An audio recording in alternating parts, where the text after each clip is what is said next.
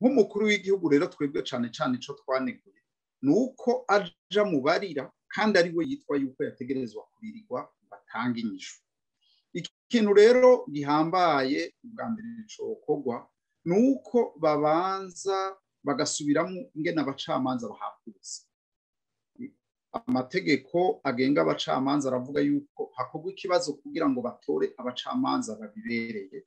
Mu bindi bihugu hariho n'amashuri barinda gukora, ariko mu gihugu c'u Burundi baraba yuko uri umunyamugambwe, bakaraba yuko ari nk'izo mbonerakure, abenshi bakinjira barinze no gutanga ibituri mu mamiliyoni. Iyo rero amaze kuronka ako kazi amera nk'uwishura ayo madeni y'ayo mamiliyoni yatanze, hanyuma imbere yo gufata ingingo akarangamiza uwamuhaye kubera ntiyahawe n'umutwe.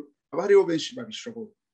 No mu bijanye no gutanga ibyo no kwita promotion, abatwara abandi ntibaraba babishoboye. Umuntu araza amaze imyaka 2 ataraheze ico bita stage, agaca atwara abantu barenze imyaka 10, atari uko hari ibintu by'igitangaza yakoze, ahubwo ari uko akoreshwa gusumba abantu.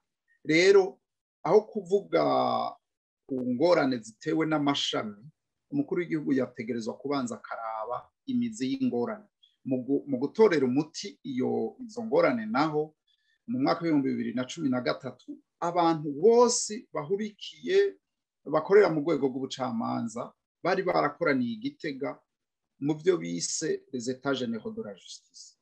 Barerekana ingene ubucamanza bwo kwigenga, barerekana ivyokorwa, barerekana n'ico leta yoterera kugira ivyo bikunda. Nta kuntu rero mu gihe leta ariyo yanse ko ivyo bintu bishirwa mu ngiro yobinyegeza, hanyuma agatishavu ku bantu nabone baboshwe baziritswe. Rero umuntu aribaza no gusinziriza abarundi canke koko aragomba guhindura.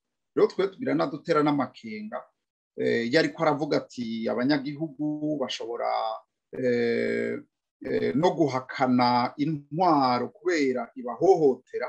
Umuntu aribaza ati mbega none umukuru w'igihugu ko ibwirizwa nshingiro rimuha inguvu zose zo guhindura ibintu, yoba adashoboye guhindura ibintu? Hamwe vyoba ari uko rero bizoheza binamugora kubera aguma yidoga, urwego rwiwe atari urwo kwidoga ahubwo ari urwo guhindura ibintu. Ahubwo twe twanamuvunira n'akagohe ko kwidoga kwiwe kuzoheza kubuza n'izo mpinduka, ahubwo asange nawe nahagira ingorane hamwe yoba batinya nk'uko abivuga, kuko ariko aravuga umenga aratabaza. Umuntu akibaza ati atabaza nde, aririra nde ko ari wahubwo bitwa yuko bari kurira bakabihindura. Inyishu rero si inyishu yo kuronderera ku rwego rumwe, ni inyishu yo kurondera mu kundi igihugu gitwaye muri rusange.